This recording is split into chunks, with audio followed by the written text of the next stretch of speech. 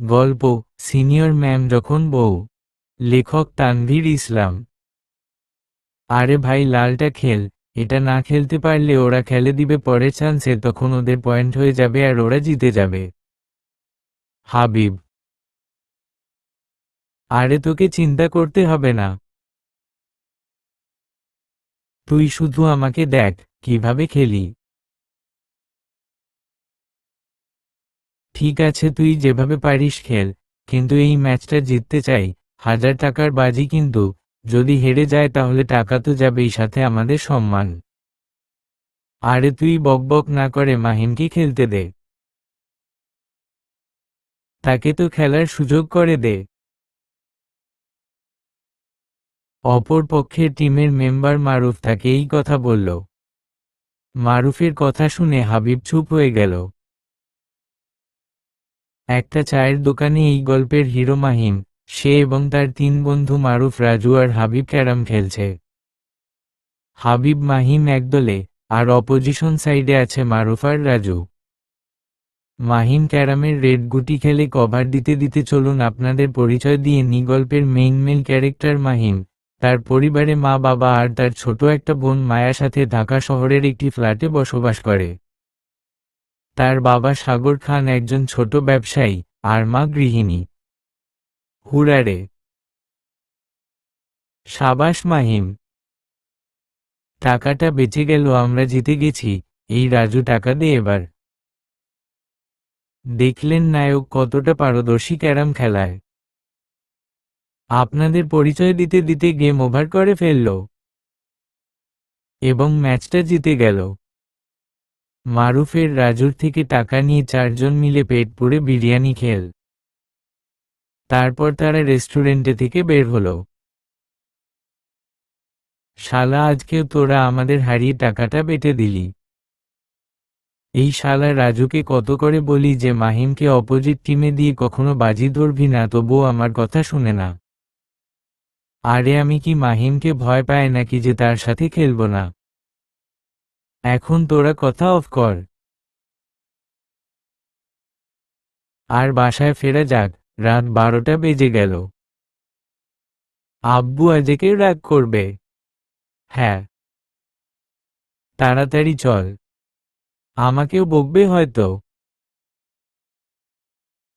4 বন্ধু নিজেদের বাইকে করে রওনা দিল বাড়ির উদ্দেশ্যে। তারপর রোজ রোজ তোমার ছেলের জন্য এইভাবে জেগে থাকতে আর ভালো লাগে না। তোমার ছেলে আর ভালো হলো না, অমানুষ থেকে গেল, রোজ বাড়ি আসতে 12টা বাজিয়ে দেয়। আজ আসুক ওর একদিন কি আমার একদিন। রোজ রোজ তোমার রাগের কথা শুনতে আমার ভালো লাগে না। তোমার তো আর ছেলে না। কিছু খারাপ করলে মাহিম আমার ছেলে, কিন্তু ভালো কাজ হলেই সবার কাছে বলে বেড়ানো হয় আমার ছেলে এই করেছে ওই করেছে। থাক থাক, আর বলতে হবে না। তোমার গুধোধর ছেলেকে আসতে দেও। নিজেদের মা বাবার কথা আড়ালে থেকে শুনল মাহিমের বোন মায়া। মায়া মাহিমের একদম ভক্ত, বাড়িতে যায়, হোক না কেন সেটা মাহিম বাইরে থাকলে তার কানে চলে যায় বা বাড়িতে আসার সাথে সাথে তার কানে চলে যায়।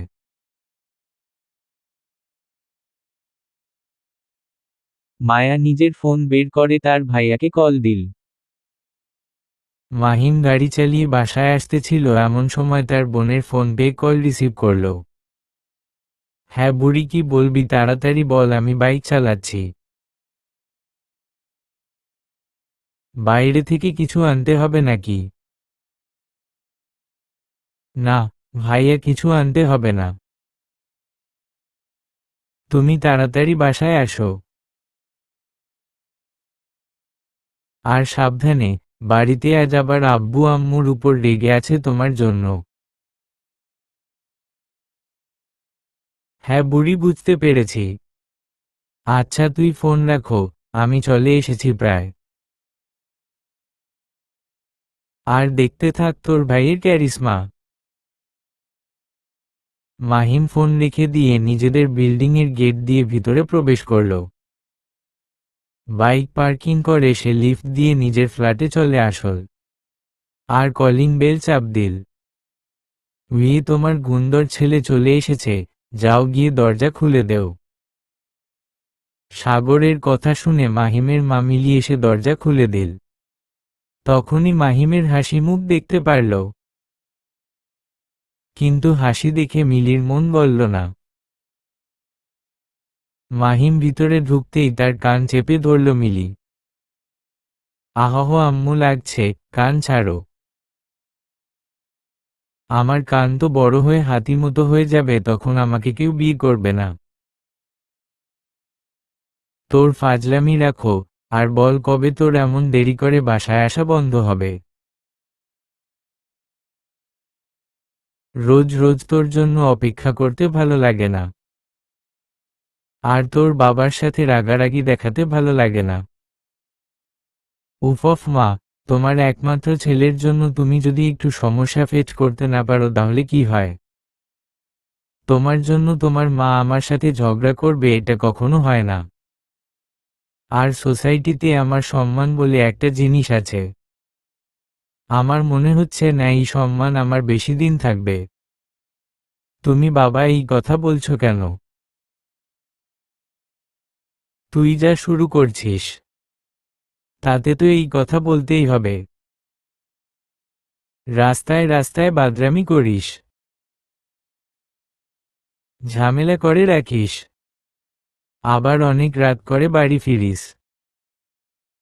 ভদ্রলোকের বাড়ির ছেলে কখনো এত দেরি করে আসে না। আমি কি ইচ্ছে করে দেরিতে বাসায় আসি বাবা?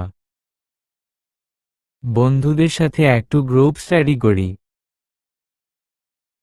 ক্যারাম আর চায়ের দোকানে।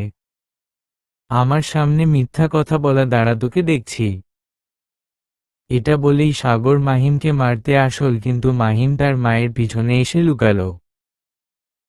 বেরিয়ে আয় তোর মায়ের পিছনে থেকে, সাহস থাকলে আমার সামনে আয়। তোর একদিন কি আমার একদিন। বাবা তুমি আমাকে মারবে, আগে শুনো তো কেন দেরি হলো আমার। কেন দেরি হলো? আসলে আমরা আসতেছিলাম এমন সময় আমাদের সামনে একটা বৃদ্ধার অ্যাক্সিডেন্ট হলো। তো আমি তোমার একমাত্র ছেলে। তোমার ছেলে হয়ে কিভাবে দাঁড়িয়ে থেকে দেখি বলো? তাড়াতাড়ি করে নিজের বাড়ি আসার চিন্তা বাদ দিয়ে আমরা তাকে হসপিটালে নিয়ে গেলাম। তুই যে কতটা সত্যি বলছিস সেটা আমি ভালো করেই বুঝতে পারছি। মা তুমি অন্তত কিছু বলো। তুই নিজের রুমে যা। আর তুমি এত রাতে সিন ক্রিয়েট না করে রুমে গিয়ে ঘুমাও। আশেপাশে লোকজন কি বলবে? তোমার ছেলেকে বলে দেও। আমার বাড়িতে থাকতে হলে এই সব চলবে সানা। এটা বলে সাগর নিজের রুমে চলে গেল। আর মিলি মাহিমকে ফ্রেশ হয়ে নিতে বলল। আর টেবিলে খাবার রাখা আছে সেটা খেয়ে নিতে বলল। কিন্তু মাহিম তো আগে থেকে খেয়ে এসেছে, তাই তার মাকে বলল সেই খাওয়া দাওয়া করে এসেছে তাই আর খাবে না। এটা বলে মাহিম নিজের রুমে চলে গেল। মিলি টেবিল গুছিয়ে ঘুমাতে চলে গেল। মাহিম নিজের রুমে গেলে কিছু সময় পর তার বোন তার রুমে আসল। কিরে বুড়ি, না ঘুমিয়ে আমার রুমে আসলি যে? আসলে ভাইয়া, কাল আমার সকালে প্রাইভেট আছে, তাই যদি তুই একটু আমাকে এগিয়ে দিয়ে আসতিস খুব ভালো হতো। তুই তো একলাই যেতে পারিস। ও তো সকালে আমাকে ডিস্টার্ব করতে চাচ্ছিস কেন? হঠাৎ মায়া কান্না করতে লাগল। এটা দেখে তো মাহিম অবাক হয়ে গেল।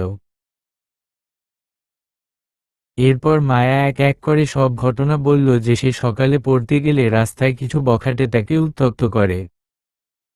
মাহিম তার বোনের মাথা হাত বুলিয়ে দিয়ে বলল, আচ্ছা তুই চিন্তা করিস না, আমি কাল তোর সাথে যাব। আর সব মিট করে দিব। এখন গিয়ে ঘুমা, অনেক রাত হয়েছে। মায়া মাহিমকে একটা চুমু দিয়ে নিজের রুমে চলে গেল। আর মাহিম ফ্রেশ হয়ে এসে ঘুমিয়ে পড়ল। তারপর সকালে হয়ে গেছে, কিন্তু এখনো মাহিমের ঘুম থেকে উঠার নামে নেই। এইদিকে মায়া প্রচণ্ড বিরক্ত, কারণ তার ভাই আজ তার সাথে যাওয়ার কথা ছিল, কিন্তু এখনো ঘুম থেকে উঠেনি। কি হলো, তুই এত সকালে তোর ভাইকে ডাকিস কেন? তুই জানিস না নাকি যে 12টা না বাজলে তোর ভাইয়ের সকাল হয় না? সেটা তো জানি, কিন্তু আজ ভাইয়ার আমার সাথে যাবার কথা ছিল। কেন, কোন সমস্যা হয়েছে নাকি যে আজ তোর ভাইয়ের সাথে যাবি?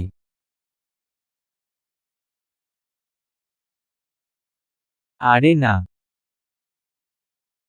ভাইয়ার কি কাজ আছে বলে এই জন্য আমার সাথে যাবে? আচ্ছা, তুই গিয়ে নাস্তা করে নেই, আমি তোর ভাইয়াকে ডেকে দিচ্ছি। মায়া যেন হাফ ছেড়ে বা চল তাড়াতাড়ি করে সেখানে থেকে চলে গেল। আর মিলি মাহিমকে ডাকতে লাগল। কিছু সময় ডাকার পর মাহিম এসে দরজা খুলে দিল। কি হয়েছে মা, এত সকালে আমাকে ডাকছো কেন? তুই তো জানো আমার এত সকালে ঘুম ভাঙে না। আমি তো সেটা জানি, কিন্তু তুই তোর বোনকে বলে রেখেছিস যে তার সাথে যাবি। হুম, তো সে তো রেডি হয়ে বসে আছে, আর এইদিকে তোর ঘুম থেকে ওঠার নাম বন্ধ দেখতে পারছি না। ও আচ্ছা, মায়াকে আর একটু অপেক্ষা করতে বলো, আমি ফ্রেশ হয়ে আসছি। মিলি চলে গেল, আর মাহিম ঘুম ঘুম চোখে ওয়াশরুমে গিয়ে চোখে পানি মারল। তারপর মায়া নাস্তা করে রেডি হয়ে ড্রয়িং রুমে বসে আছে, মাহিমের জন্য অপেক্ষা করছে। কিছু সময় পর মাহিম আসল। তাকে দেখে মায়া বললে, তোর আসার সময় হলো তাহলে? আমি যে কখন থেকে তোর জন্য অপেক্ষা করছি, সেই খেয়াল কি আছে তোর? আমার যে দেরি হয়ে যাচ্ছে, আজ নিশ্চিত আমার পড়া মিস হয়ে যাবে। আরে তুই আর 5 মিনিট অপেক্ষা কর, একটু নাস্তা করে নি। হ্যাঁ, তাড়াতাড়ি গিল, আর চল। মাহিম নাস্তার টেবিলে বসল, একটা পরোটা আর ডিম তুলে নিল। কিছু সময়ের মাঝে খাওয়া হয়ে গেল। সে বাইকের চাবি নিয়ে বেরিয়ে পড়ল, আর মায়া তার পিছনে পিছনে আসতে লাগল। মাহিম আর মায়া দুইজনের বাইকে করে রওনা দিল। মায়া যেখানে প্রাইভেট পড়ে সেই দিকে যেতে লাগল। হঠাৎ তাদের বাইকের সামনে এসে 3-4 জন ছেলে এসে দাঁড়ালো, এটা দেখে মাহিম গাড়ি ব্রেক করল। কিরে, তোদের কি সাত সকালে মরার ইচ্ছে আছে নাকি যে আমার বাইকের সামনে আসছিস? আর যদি মরতেই হয় তাহলে রেল লাইনের কাছে যা বা বড় গাড়ির সামনে যা। যান। এই মালটাকে এত বকবক করছে কেন? 3 জনের মাঝে একজন মায়াকে উদ্দেশ্য করে কথাটি বলল। ছেলেটির কথা শুনে মায়া চুপ করে রইল। মায়া, এরাই কি সেই ছেলে? হুম। মায়াকে বাইক থেকে নামতে বলে নিজেও বাইক থেকে নামল, আর ছেলেগুলোর দিকে এগিয়ে গেল। ছেলেগুলো মাহিমের দিকে এগিয়ে আসল। তুই আবার নতুন মাল কোথায় থেকে উদয় হলি? নাকি জানটা তোকে নিয়ে এসেছে আমাদের শিক্ষা দেওয়ার জন্য? এটা বলে 4 জন হাসতে লাগল। মাহিম শুধু তাদের দিকে চেয়ে আছে, কিছু বলছে না। এটা কি তোমার নাগর নাকি, যে তাকে ডেকে এনেছো আমাদের থেকে বাঁচার জন্য? কিন্তু সুন্দরী সেটা তো হবে না, কারণ আমাদের হাত থেকে কেউ আজ পর্যন্ত বাঁচেনি। আর না তুমি। তোমাকে যখন একবার পছন্দ হয়ে গেছে তখন আমাদের বিছানায় না নেওয়ার পর্যন্ত পিছু হটব না। ছেলেগুলো কথা শুনে মাহিমের রাগ আসমান সমান হতে লাগল। তবুও সে নিজেকে শান্ত রেখেছে। এই তুই এখান থেকে চলে যা, তোর গার্লফ্রেন্ডকে আমাদের কাছে দিয়ে। মায়ের তো কান্না পেতে লাগল। এই সব শুনে তবুও সে চুপ করে আছে, কারণ তার ভাইয়ের উপর বিশ্বাস আছে। তোরা হয়তো ভুল ভাবছিস, আমি তার বয়ফ্রেন্ড না, আমি তার বড় ভাই। ওহো, এই জন্য বলি, তোদের চেহারা এত মিল কেন? তো সুমন্দি, তোমার বোনটাকে এখানে রেখে তুমি চলে যাও। আমরা একটু আড্ডা দিয়ে নিজেরাই পৌঁছে দিব তোমার বোনকে প্রাইভেটে। ও তাই, ঠিক আছে, তাহলে নিয়ে যা। আমার সামনে দিয়ে তাকে। মাহিমের কথা শুনে একজন এগিয়ে গেল মায়াকে নেওয়ার জন্য। কিন্তু যখনই মাহিমকে ক্রস করে নিয়ে আসতে যাবে তখনই সেই ছেলেটিকে খুব জোরে আঘাত করল মাজায়, সাথে সাথে চিৎকার দিয়ে ছেলে নিচে পড়ে গেল আর কাতরাতে লাগল। সামনে থাকা ছেলেগুলো একটু ভয় পেয়ে গেল। তোর এত বড় সাহস আমার বন্ধুকে মারার? তুই হয়তো আমাদের চিনিস না। কার ছেলে আমারা? তোর কার ছেলে সেটা আমার দেখার বিষয় না। তোরা আমার একমাত্র বোনকে ডিস্টার্ব করেছিস। এটার শিক্ষা তো তোদের পেতেই হবে। এই তোরা দাঁড়িয়ে আছিস কেন? চল সুমন্দিটারে একসাথে শিক্ষা দিই।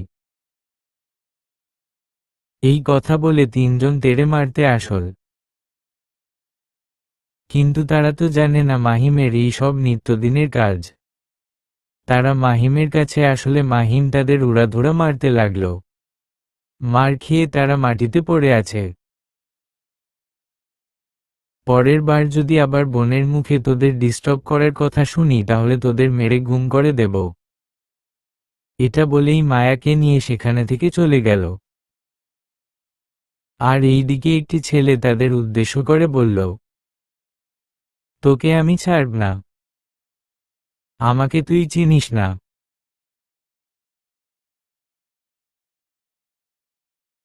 এর প্রতিশোধ আমি এমন ভাবে নিব যেটা তোর আজীবন কাঁদতে হবে।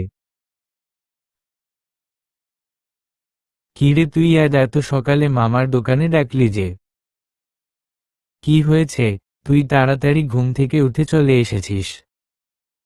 আরে বলিস না, কিছু খারাপ ছেলে মায়াকে ডিস্টার্ব করে, তাই আজ তাকে আমি প্রাইভেট দিয়ে আসলাম আর ছেলেগুলোকে শিক্ষা দিয়ে আসলাম। কি হহ, তুই একলা গেলি কেন? আমাদেরও ডাকতি।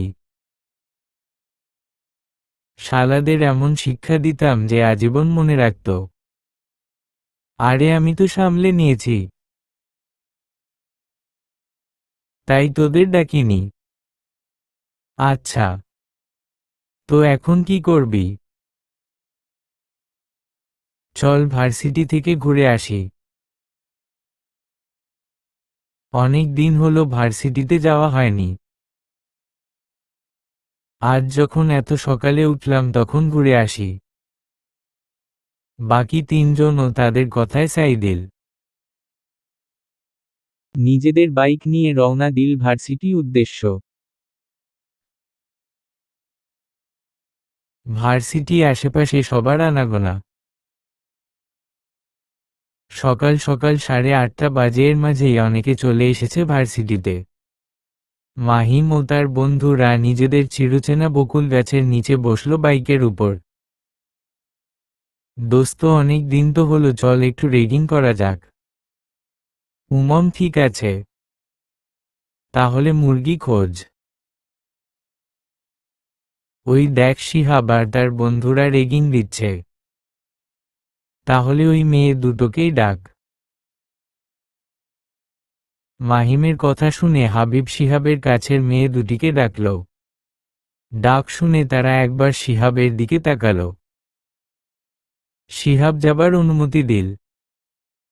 কারণ এই ভার্সিটিতে শিহাবের থেকে মাহিমের রেগিং চলে বেশি, তাকে সবাই কম বেশি চেনে। এই শালা মাহিম আবার ভার্সিটিতে এসেছে, আমাদের মুরগিটারে নিয়ে চলে গেল। কোন ব্যাপার না, পরের বার না হয় ধরব। এখন অন্য মুরগি খোঁজ।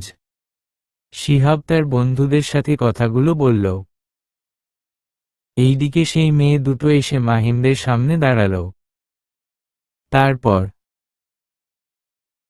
বেশ কিছুদিন পর মাহিম ও তার বন্ধুরা ভার্সিটিতে এসেছে। এসেই তারা দুজন মেয়েকে রেগিং করবে, এই জন্যে শিহাব যাদের রেগিং করতেছিল তাদের নিজের কাছে ডাকে। মেয়ে দুটো শিহাবের এর কাছ থেকে এসে মাহিমের কাছে এসে দাঁড়ালো। জি বলুন, কেন ডেকেছেন আমাদের? কেন ডেকেছি তোমরা বুঝতে পারছো না? ওরা যা করতেছিল আমরাই তাই করার জন্য ডেকেছি। মেয়ে দুটো শরীরে সাধারণ পোশাক, দুজনের চোখেই মোটা ফ্রেমের চশমা। নাম কি তোমাদের আর কোন ইয়ারে পড়ো? আমার নাম নিতু, আর ওর নাম আনিসা। আর আমরা সেকেন্ড ইয়ারে পড়ি। তোমরা কি জানো না সিনিয়রদের কিছু বলার পর স্যার বলতে হয়? ভুল হয়ে গেছে। আবার সরি স্যার, ভুল হয়ে গেছে, মাফ করে দিন। এই তো গুড গার্ল। তো তোমরা ভার্সিটিতে শুধু পড়াশোনা করতে এসেছো নাকি অন্য কিছু করতে এসেছো? মারুফ: অন্য কিছু মানে? নিতু: তোমার মারুফ স্যার বলতেই চেয়েছেন যে তোমরা কি শুধু পড়াশোনায় জানো নাকি নাচ গানও পারো? আমরা পড়াশোনা ছাড়া আর কিছুই জানি না স্যার, ওইসব বিষয়ে কখনো ফোকাস দেওয়া হয়নি। কোন ব্যাপার না, আগে যখন ফোকাস দিতে পারোনি এখন তো একটু ফোকাস দাও, আমাদের সামনে নাচো। পারবো না ছাড়, আমরা কখনো নাচানাচি করি নাই। তোমরা যদি নাচানাচি না করো আমাদের সামনে তাহলে এর থেকেও কঠিন রেগিং দিতে বাধ্য আমরা। তারা দুজন নাচার চেষ্টা করল, কিন্তু ভালো মতো পারছেন না। এটা দেখে তারা হাসতে লাগল।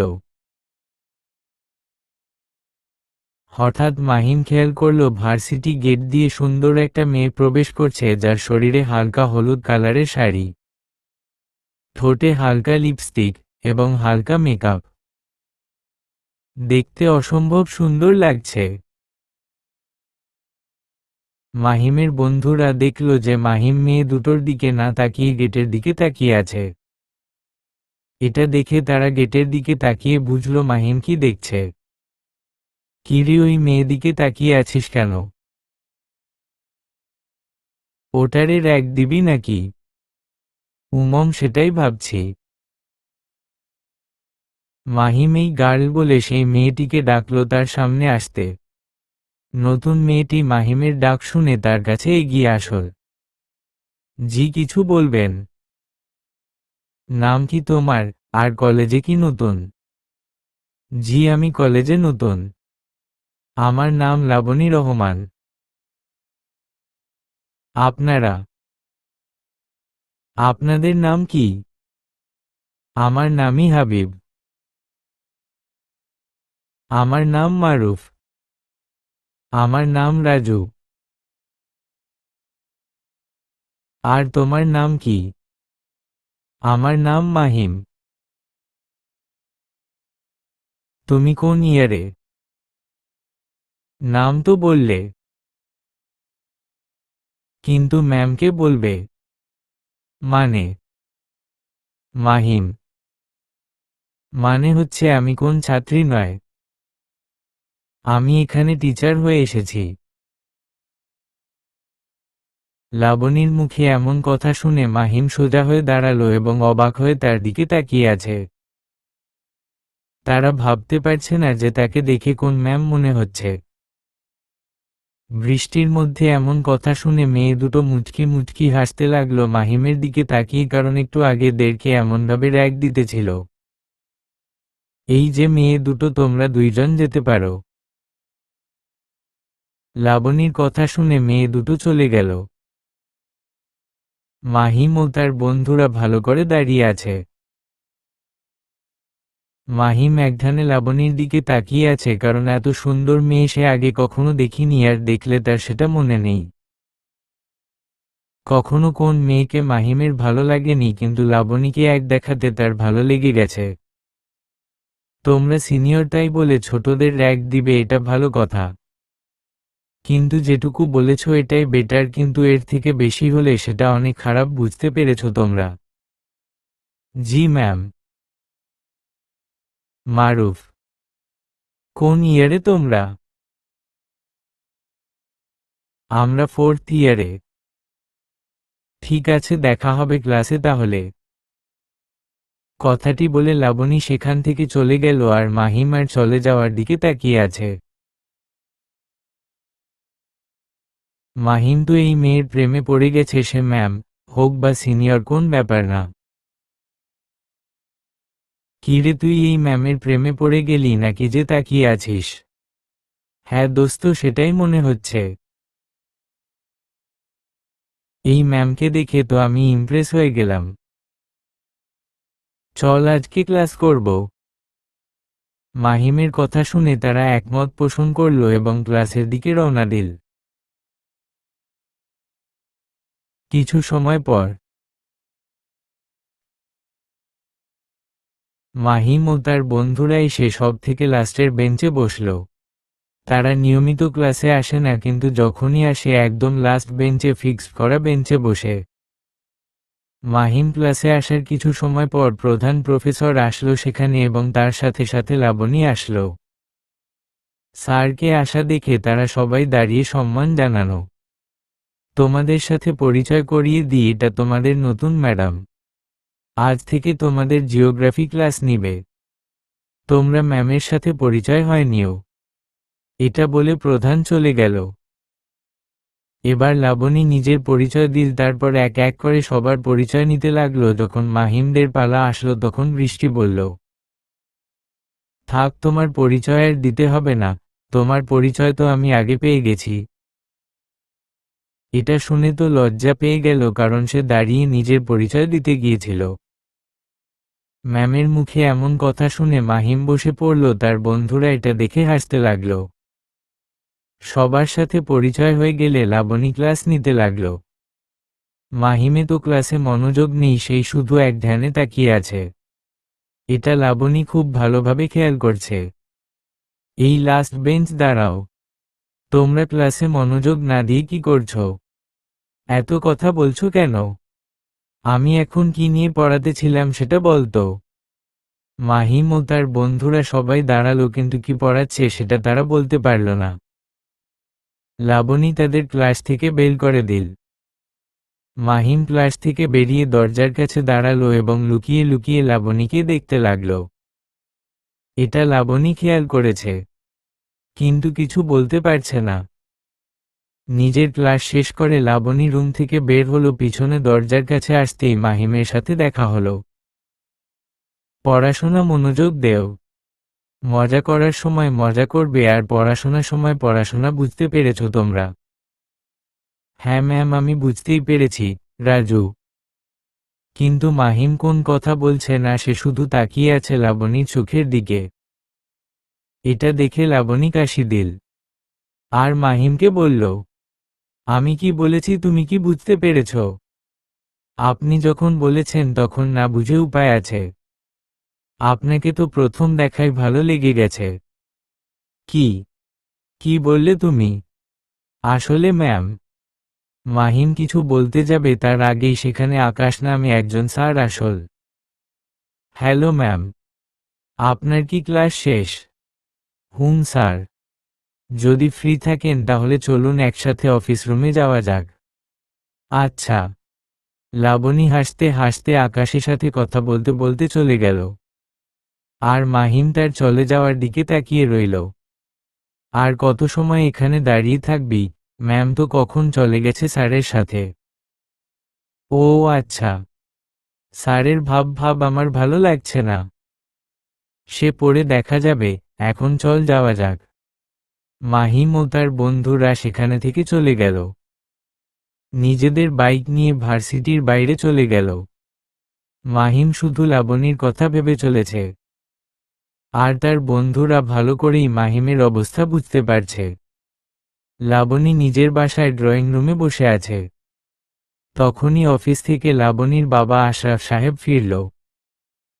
তাকে ফিরতে দেখে রেহেনা বেগম কিচেন থেকে পানি এনে দিল। বাবা, আজ ফিরতে এত দেরি হলো কেন? প্রতিদিন তো অনেক আগেই ফিরে আসো। আশরাফ সাহেব সোফায় বসে রেহেনা থেকে পানি নিয়ে সেটা পান করল। তারপর লাবণীর দিকে তাকিয়ে বলল, তোকে তো কত করে বললাম আমার অফিসের দিকটা তুই সামলা। সেটা যখন পারবি না তাহলে এবার অন্তত বিয়েটা করে নে। তোর হাজবেন্ড না হয় অফিস সামলাতো, কিন্তু দেখ আমার কি কপাল। তোকে এত দূর পড়াশোনা করিয়েও আমাকে অফিস সামলাতে হচ্ছে এই বয়সে। উফ বাবা, আমি তো অফিস সামলাবো তার আগে আমি নিজে একটু নিজের পায়ে দাঁড়াতে চাই। এই জন্য তো আমি ভার্সিটিতে ম্যাম হয়েছি। ও, তো বিয়েটা তো করতে পারতিস, সেটাও যদি না পারিস অনন্ত আমার বন্ধু ছেলের সাথে দেখা তো করে নিতিস। বাবা, তুমি সুযোগ পেলেই বিয়ের কথা বলো, এটা আমার একদম ভালো লাগে না। যাই হোক, সময় করে তোমার বন্ধু ছেলের সাথে দেখা করে নিব। এটা বলে লাবণী উঠে নিজের রুমে চলে গেল। আর তার মা বাবা তার চলে যাওয়ার দিকে তাকিয়ে রইল। আশরাফ সাহেব দীর্ঘশ্বাস ফেলল। রেহেনা তার পাশে বসে সান্ত্বনা দিতে লাগল। তুমি চিন্তা করো না, আমাদের মেয়ে অনেক বুদ্ধিমতী, সে যা করবে ভেবে চিন্তে করে। তারা দুইজন নিজেদের মাঝে কথা বলতে লাগল। তারপর, বন্ধু, আমি তো ম্যামের প্রেমে পড়ে গেছি, তার চেহারা তো ভুলতেই পারছি না। যেভাবেই হোক তাকে আমার নিজের করে নিতেই হবে। চারজন নদীর পাড়ে এসে বসে আছে। সবার হাতে হুচকির বোতল, সেটা খেতে খেতে মাহিম উপরের কথা বলল। আরে তুই তো দেখছি ম্যামের জন্য একদিনই পাগল হয়ে গেছিস। এমন তো আগে হয়নি এমন। আরে সইটা আমিও বুঝতে পারছি না, আগে কোন মেয়েকে দেখলে এমন তো না। কিন্তু আজ ম্যামকে দেখে আমার মনের ঘন্টা বেজে উঠেছে। তাহলে তুই তোর মনের কথা জানিয়ে দে তোর ম্যামকে। উমম, এখনই না, আপাতত কয়েকদিন ডাক, তারপর না হয় মনের কথা জানিয়ে দিব। যাই করিস না কেন বেশি দেরি করিস না, কারণ ম্যাম যে সুন্দরী। তাছাড়া আকাশ স্যার দেখলি তো কেমন করে ম্যামের সাথে কথা বলছিল। তাছাড়া তুই এটাও জানিস না যে ম্যামের কোন বয়ফ্রেন্ড আছে কিনা। ভাই, এত প্যারা দিস না তো। যা হবে আবার কাল দেখা যাবে। এখন অন্য বিষয়ে কথা বল তোরা। মাহিম কথা ঘুরিয়ে অন্য বিষয়ে আলোচনা করতে লাগল। হঠাৎ সে তার বন্ধুদের বলল, আচ্ছা লাবণী, ম্যামের নাম্বারের ব্যবস্থা করে দিতে পারবি তোরা? আমরা কিভাবে ব্যবস্থা করব? তুই প্রেম করবি, তুই ব্যবস্থা কর। তোরা হলি আমার বন্ধু, আর বন্ধু হয়ে এইটুকু সাহায্য করতে পারবি না? আচ্ছা ঠিক আছে, আর ব্ল্যাকমেইল করতে হবে না, যা কালকে ব্যবস্থা করে দিব। দেখেছো তোমার ছেলে আজকে দেরি করে বাসায় ফিরল। আমি বলি কি তোমার ছেলেকে বিয়ে দিয়ে দেও, তাহলে বউয়ের টানে বাড়িতে থাকবে। কি বলো তুমি মিলি? তোমার ছেলে এখনো পড়াশোনা করে, বেকার ছেলের সাথে কে বিয়ে দিবে? কেন, তোমার কি কম আছে নাকি? তাছাড়া তুমি কি সেই পুরনো কথা ভুলে গেছ? মিলি তার হাজবেন্ড সাগরকে অনেক বছর আগের কথা মনে করিয়ে দিল, যেটাই মাহিমের বিয়ে ঠিক করে রাখা ছিল ছোটবেলায়। হ্যাঁ, আমার মনে আছে। আর তার সাথে এই বিষয়ে কথা বলা আছে। তুমি তার সাথে দেখা করে আবার বলো। ওকে। শিহাব দিনকে দিন এই মাহিমের সাহস অনেক বেড়ে যাচ্ছে, ওর জন্য শান্তিতে ভার্সিটিতে কিছু করতেও পারছি না। আরে সাফি, কি করব বল, তার সাথে আমরা কিছু করতে পারি না। আর তার কারণ হলো এসিপি বিজয়ের সাথে মাহিমের খুব ভালো সম্পর্ক। তো কি হয়েছে, তুইও পৌরসভার চেয়ারম্যানের ছেলে, তোর কি পাওয়ার কম আছে নাকি? যা কিছু করতে হবে সব ভেবে চিন্তে করতে হবে। মাহিম যখন একলা থাকবে তখনই তাকে অ্যাটাক করতে হবে, এমনভাবে মারতে হবে যে হাড়গোড় ভেঙে পঙ্গু হয়ে যায়। আমাদের এখন শুধু সময়ের অপেক্ষা করতে হবে। আর তাক বুঝে কাজ করতে হবে। ছোট গ্লাসে তারা মদ ঢেলে খেতে লাগল। আর ভিন্ন বিষয়ে কথা বলতে লাগল। মাহিম খুব তাড়াতাড়ি সকালে ভার্সিটিতে চলে আসল। সে অপেক্ষা করতে লাগল কখন লাবণী ভার্সিটিতে আসবে। মাহিম ক্যান্টিনে গিয়ে নাস্তা করতে লাগলো আর এর মাঝেই লাবণী ভার্সিটিতে চলে এসেছে, যেটা মাহিমের নজরে পড়ল না। দেখতে দেখতে সময় যেতে লাগলো আর সবাই ভার্সিটিতে স্টুডেন্ট আসতে লাগলো। মাহিমের বন্ধুরাও সেখানে চলে আসল। কিরে, তুই আজ আমাদের না জানিয়ে তাড়াতাড়ি চলে আসছিস যে? আসলে হয়েছে কি, লাবণীকে দেখার জন্য আমি খুব তাড়াতাড়ি চলে এসেছি। সারা রাত আমার নির্ঘুমে কেটেছে। ঘুমাতে পারিনি, সব সময় আমার চোখের সামনে ম্যামের হাসি মুখ ভেসে ওঠে। দোস্ত, তুই গেছিস, তুই কয়েকদিনে পাগল হয়ে যাবি। রাজু, ফাও কথা রাখো। তোদের যে কাজটি দিয়েছি সেটা বল। আরে তুই বন্ধু মানুষ, আমাদের একটা কাজ দিয়েছি আর সেটা না করে কি থাকতে পারি বল। এই নে ম্যামের নাম্বার। মারুফ কাগজে একটি নাম্বার লেখা, সেটা মাহিমের সামনে রাখল। মাহিম তাড়াতাড়ি কাগজ থেকে নাম্বার লিখে নিয়ে লাবণীকে কল করল। তার একটু ভয় ভয় করতে লাগল, হাত কাঁপছে তার। মাহিমের এমন অবস্থা দেখে তার বন্ধুরা মিট মিট করে হাসতে লাগল। কিছু সময় পর রিং হবার পর লাবণী কল রিসিভ করল। লাবণী সালাম দিলে মাহিম সেটার উত্তর দিল। লাবণীর ভয়েস শুনে তো মাহিম ফিদা হয়ে গেছে। মাহিম আগে ভালো মন্দ জিজ্ঞেস করে নিল, কে আপনি আর আমার নাম্বার পেলেন কোথায়, আর কখন থেকে এটা ওটা জিজ্ঞেস করেই যাচ্ছেন। বলছি মশাই, আগে আপনার পরিচয় দেন। আমার ভয়েস শুনেও আপনি এখনো আমাকে চিনতে পারছেন না? আপনার সাথে কি আমায় আগেও দেখা হয়েছে? গতকাল তো দেখা হয়েছিল, এত তাড়াতাড়ি ভুলে গেলেন নাকি? দেখুন, আপনার ফালতু কথা শোনা টাইম নেই আমার। তাড়াতাড়ি পরিচয় দিন, না হলে আমি ফোন কেটে দিচ্ছি। আমার এখন গুরুত্বপূর্ণ কাজ আছে। আরে আরে ম্যাম, ফোন কাটবেন না। আমাকে যখন ম্যাম বলছো তখন তুমি নিশ্চয়ই ভার্সিটি কেউ। ম্যাম, আমার নাম মাহিম। ওই যে কাল রেগিং, তারপর ক্লাসে বাইরে। ও হ্যাঁ, মনে পড়েছে। তুমি আমার নাম্বার কোথায় পেলে? পেয়েছি একভাবে। এখন বলেন তো আপনি কোথায়? আজ কি ভার্সিটিতে আসবেন না? আসবো না কেন? ক্লাসে এসে বসো, তাহলে দেখতে পারবে আমি আসছি কিনা। ক্লাস না করে রেগিং দিয়ে বেড়ালে কি আর চলবে? এটা বলে লাবণী ফোন রেখে দিল। আর মাহিম তার বন্ধুদের বলল, ম্যাম কখন যে ভার্সিটিতে আসছে আমি টের পাইনি, এখন তাড়াতাড়ি ক্লাসে চল। এটা বলে মাহিম আগে আগে যেতে লাগল, আর তার বন্ধুরা পিছনে। লাবণী ক্লাসে কিছু একটা বুঝাতে ছিল, কিন্তু মাহিম সেটা না বুঝে একদিনে তার দিকে তাকিয়েছিল। এটা দেখে তো লাবণী তার দিকে কলম ছুঁড়ে মারল। সাথে সাথে মাহিমের ধ্যান ভেঙে গেল। এই তুমি দাঁড়াও, ক্লাসে মনোযোগ না দিয়ে কোন দিকে মনোযোগ তোমার? এত সময় আমি কি পড়াতে ছিলাম তুমি বলতো দেখি? কি যে পড়াতে ছিল সেটা মাহিমের কোন খেয়াল ছিল না, কারণ সে তো এত সময় ম্যামকে দেখায় ব্যস্ত ছিল। সে বলতে না পেরে মাথা চুলকাতে লাগল না। ক্লাসে এসে যদি মনোযোগ না দাও তাহলে তোমাদের ক্লাসে আসতে বলে কে? আসলে ম্যাম ক্লাসের আগে কে যেন আমাকে ফোন করে ডাকলো, এই জন্য আমি ক্লাসে ছুটে আসলাম। মাহিমের এমন কথা শুনে লাবণী চুপ হয়ে গেল। কারণ একটু আগে তো সেই তাকে লেগেছে ক্লাসরুম। তুমি আমার ক্লাস থেকে বেরিয়ে যাও, গিয়ে বাইরে দাঁড়াও। আচ্ছা।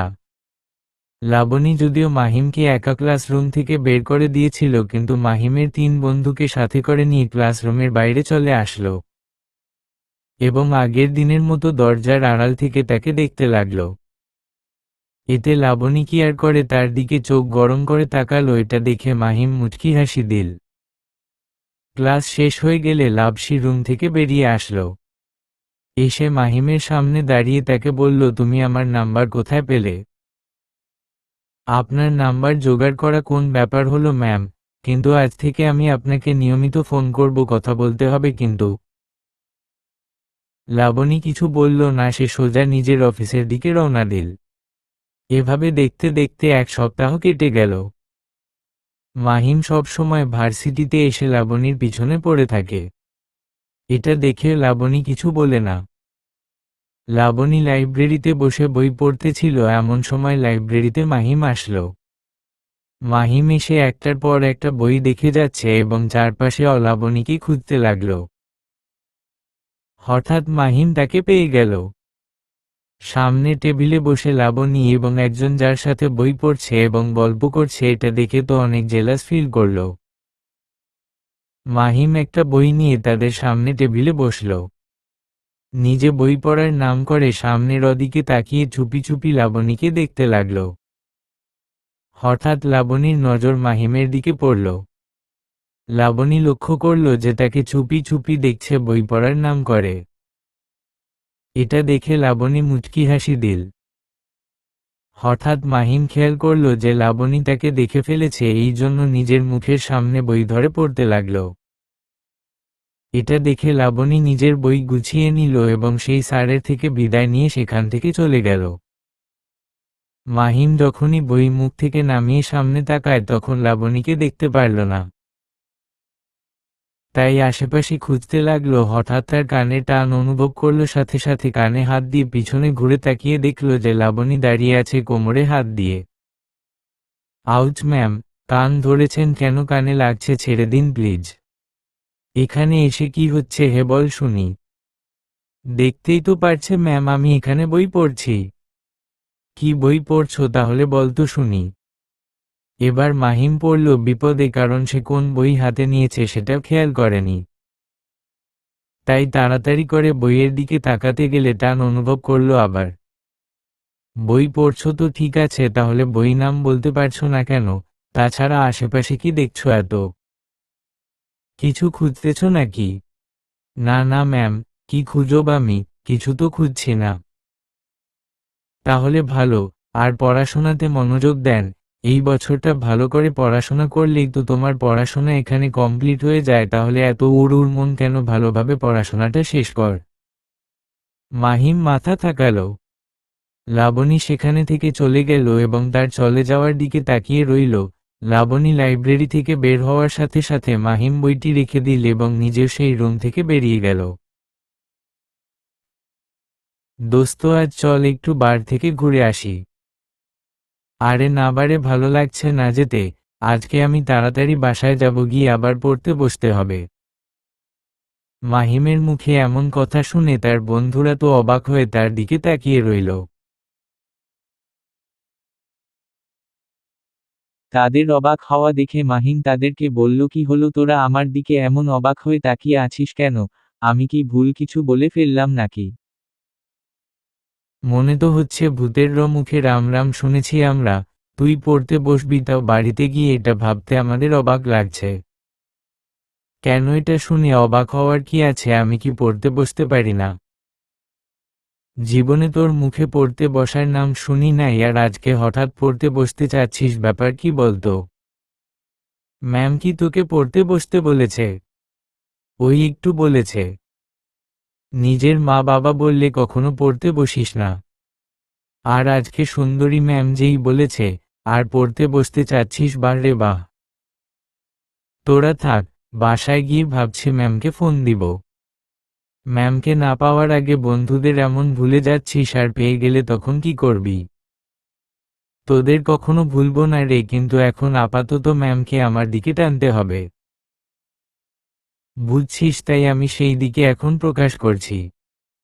এটা বলে মাহিম তার বন্ধুদের থেকে বিদায় নিয়ে নিজে মোটরসাইকেল নিয়ে রওনা দিল বাড়ির উদ্দেশ্যে। হঠাৎ কেষ্টপুর যেতেই সে দেখতে পেল যে রাস্তার মাঝখানে 3-4টে বাইক দাঁড়িয়ে আছে। এটা দেখে মাহিম নিজের বাইক থামালো। তারা 4জন ছিল যাদের মাথায় হেলমেট পরা ছিল। তাদের সবার হাতে বড় হকি স্টিক। কে ভাই তোরা, আর এখানে কি জন্য এসেছিস? তোকে আমরা মারতে এসেছি। অনেকদিন থেকে তোরে মারার চেষ্টা করছি, কিন্তু সবসময় তোর সাথে তোর বন্ধুরা থাকে, এই জন্য সুযোগ হয়ে উঠতেছিল না, কিন্তু আছে সে সুযোগ পেয়ে গেছি। সুযোগ পেয়ে গেছিস? তোরা কি ভেবেছিস আমার বন্ধুরা না থাকলে মনে হচ্ছে তোরা আমাকে মারতে পারবি? তাহলে দাঁড়িয়ে আছিস কেন? আয় আমাকে মেরে যা। তারা বাইক থেকে নেমে এসে মাহিমের দিকে এগিয়ে আসলো। মাহিম নিজের বাইক থেকে নেমে বাইকের সামনে থেকে একটা শিকল বের করব। তারা সবাই এগিয়ে এসে যখনই মাহিমকে মারতে যাবে, মাহিম তখন সে শিকল দিয়ে সবাইকে মার দিতে লাগলো। এমন মার মারলো যে সবাই সেখান থেকে পালিয়ে গেল। এটা দেখে মুচকি হাসল মাহিম। শালারা, আমাকে মারতে এসেছিল। আমাকে একলা পেয়ে দুর্বল ভেবেছিল, হিহি।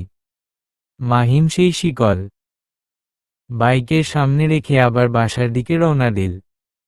কিছু সময়ে মাঝে সে বাসায় পৌঁছে গেল। কলিং বেল চাপ দিতে মায়া এসে দরজা খুলে দিল এবং অবাক হয়ে তার ভাইয়ের দিকে তাকিয়ে রইল। কিরে, দরজা থেকে সরবি নাকি ধাক্কা দিয়ে চলে যাব? তুই আর এত তাড়াতাড়ি যে? কেন, আমি কি তাড়াতাড়ি বাড়িতে আসতে পারি না? এখন বেশি কথা না বলে সামনে থেকে সরে দাঁড়া, আমাকে ভিতরে যেতে দে। মাহিম মায়াকে ধাক্কা দিয়ে ভিতরে গেল। মায়া দরজা বন্ধ করে দিল। মাহিম বাসায় এসে তাড়াতাড়ি খাওয়া দাওয়া করে নিজের রুমে চলে গেল। তার মা বাবা এবং বোন তো সবাই অবাক হয়ে তার কার্যকলাপ থেকে যাচ্ছে, কারণ এর আগে এমন কখনো হয়নি। মাহিম নিজের রুমে গিয়ে লাবণীর নাম্বারে কল করল। কিছু সময় রিং হওয়ার পর ফোন রিসিভ হলো। আসসালামু আলাইকুম। লাবণী: ওয়ালাইকুম আসসালাম। মাহিম: কে বলছেন আপনি? এত তাড়াতাড়ি ভুলে গেলেন আমাকে? সকালে তো ফোন করলাম। নিজের পরিচয় দেন, না হলে আমি এখন ফোন কেটে দিচ্ছি। আরে ম্যাম, আপনি ফোন কাটবেন না। আমি মাহিম বলছিলাম। ও আচ্ছা, এত রাতে কেন ফোন করেছো, আর কি বলবে বলো? আসলে আপনার সাথে আমার কথা বলতে ইচ্ছে করছিল, এই জন্য ফোন দিলাম। না পড়ে আমার সাথে কথা বলতে ইচ্ছে করছে তোমার? তো কি জন্য ফোন দিয়েছো বলো? একটু কথা বলবো। তো কি করেন আপনি? এই তো পড়ছি। আপনারও পড়া লাগে নাকি? পড়াশোনা কোন শেষ নেই? বুঝতে পারছো? কথা বলতে বলতে তারা আধা ঘন্টা পার করে ফেলল। তাদের সময়ের দিকে খেয়ালই নেই। গল্পের মাঝে এত মশগুল হয়ে গেছে যে। আচ্ছা, অনেক সময় হলো, এখন ফোন রাখো। ঠিক আছে ম্যাম। মাহিম আর কোন কথা বলল না, ফোন কেটে দিয়ে হাসি মুখে ঘুমিয়ে পড়ল। পরের দিন মাহিম নিজের বাইক নিয়ে ভার্সিটি উল্টো দিকে কোন একটা কাজের জন্য যেতেছিল। এমন সময় মাহিম খেয়াল করল রাস্তায় পাশে লাবণী দাঁড়িয়ে আছে, আর ড্রাইভার গাড়ি ঠিক করছে। মাহিম বুঝতে পারল লাবণী গাড়ি নষ্ট হয়ে গেছে। তাই সে নিজের গন্তব্যে যাবার বদলে বাইক ঘুরিয়ে নিয়ে লাবণীর সামনে ব্রেক করল। এটা দেখে তো লাবণী অবাক হয়ে গেল, কারণ মাহিম তার সামনে গাড়ি নিয়ে থামিয়েছে। ম্যাম, আপনি চাইলে আমি আপনাকে ভার্সিটিতে নামিয়ে দিতে পারি, মনে হচ্ছে আপনার গাড়ি নষ্ট হয়ে গেছে। আরে না না, আমার গাড়ি এখনই ঠিক হয়ে যাবে, তুমি ভার্সিটিতে যেতে পারো।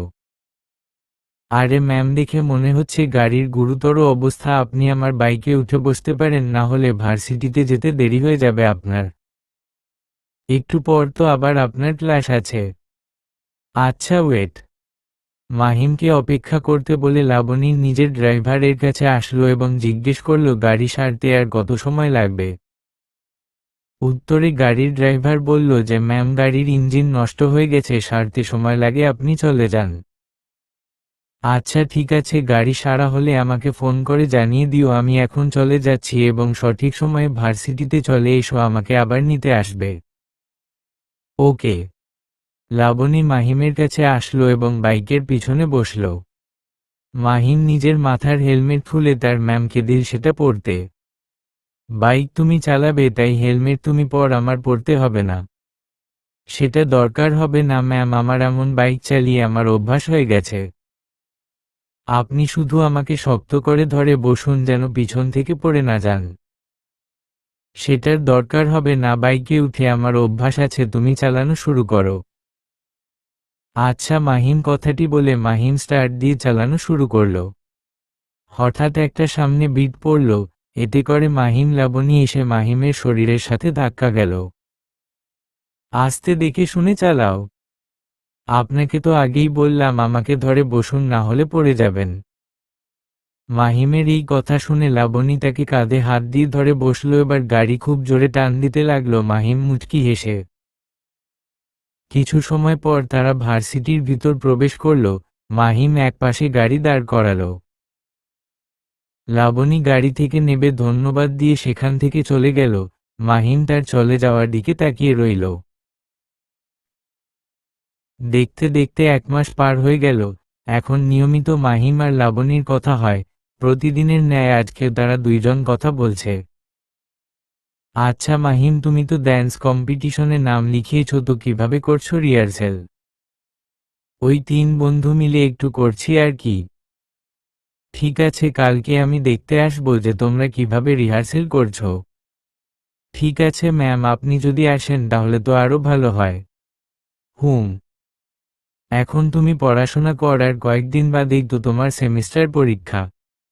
আচ্ছা ঠিক আছে ম্যাম, আপনিও তাড়াতাড়ি ঘুমিয়ে পড়। মাহিম তার সাথে কথা বলে হাসি খুশি মনে ঘুমিয়ে পড়ল না পড়তে বসে। এটাই তাই নিত্যদিনের কাজ। মাহিম ও তার 3 বন্ধু মিলে একটি রুমের ভিতর ডান্স করছে। তাদের নিত্যদিনের কাজ এটা। কয়েকদিন পর ভার্সিটিতে ডান্স কম্পিটিশন হবে আর সেখানে তারা নাম লিখিয়েছে। আর সেই জন্য মাহিম ও তার বন্ধুরা ডান্স প্র্যাকটিস করছেন। এমন সময় সেই রুমের ভেতরে লাবণী আসলো। লাবণীকে পাশে থেকে তারা নাচ থামিয়ে দিল। আপনি এখানে ভুল করে এখানে চলে এসেছেন নাকি, রাজু? আরে না, আমি দেখতে আসলাম তোমরা কিভাবে নাচ করছো, কিন্তু আমি এসে যা দেখলাম সেটা দিয়ে তোমরা কখনো কম্পিটিশনে ফার্স্ট হতে পারবে না। তাহলে আপনি আমাদেরকে শিখিয়ে দিন কিভাবে নাচ করব। তাই নাকি? আমি যেভাবে নাচ করব তোমাকে সেভাবে করতে পারবে? যদি করতে পারবো তাহলে নিশ্চিত ধরে রাখো তোমরাই ফার্স্ট হবে। আপনি যদি আমাদের শিখিয়ে দেন তাহলে তো খুবই ভালো হয়, কি বলছিস তোরা? মাহিম। মাহিমের কথায় তার বন্ধুরা সম্মতি জানালো।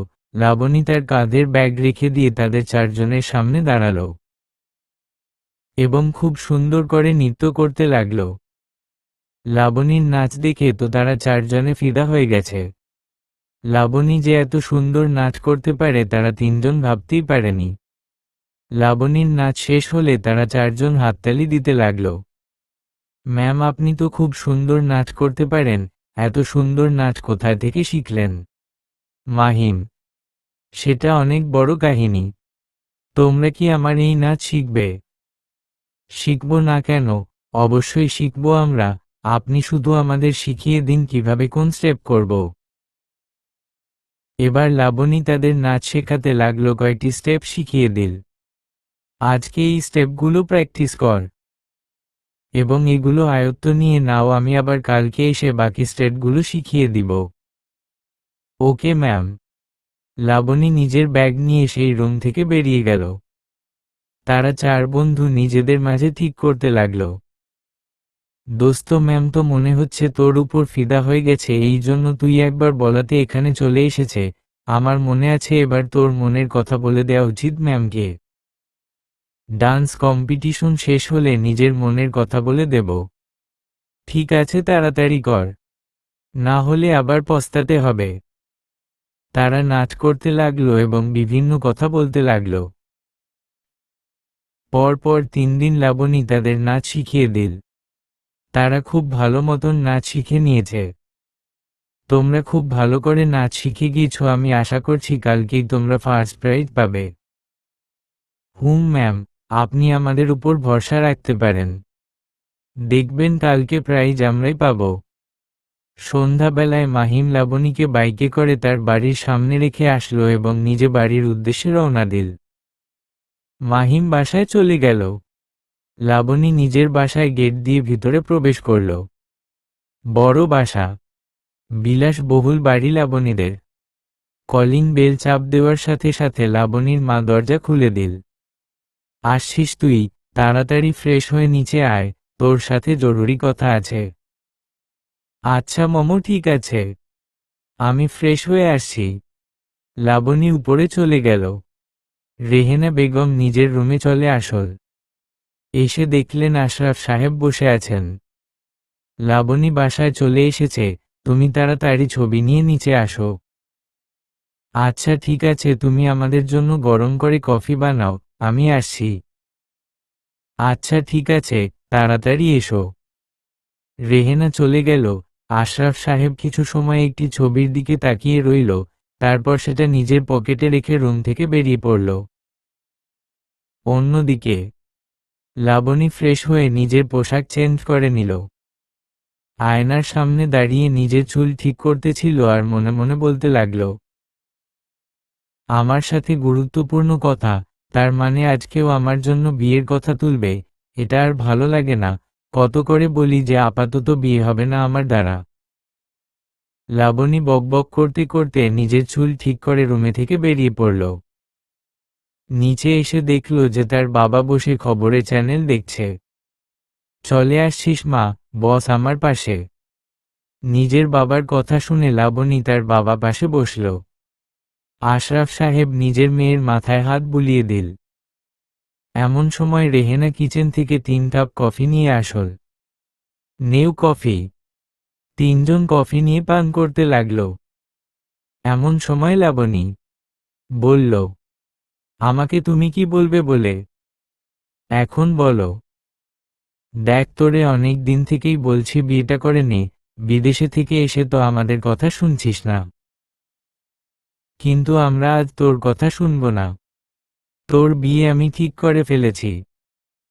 কিন্তু বাবা সেটা আমাকে জানানোর দরকার মনে করলে না।